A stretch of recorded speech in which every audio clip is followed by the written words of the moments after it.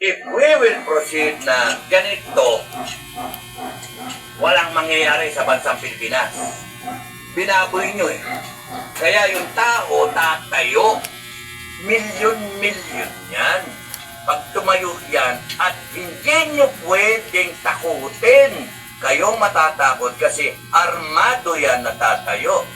Can you imagine the French Revolution na kahit tinidor dala nila, kahit mga itak, etc., pitchfork, etc., ganon. At mas masaul pa dyan yung kanilang guillotine. Dito sa atin, torturin kayo, sasampalin kayo, pipilahan kayo, sasampalin kayo. Mamamatay kayo sa sampal.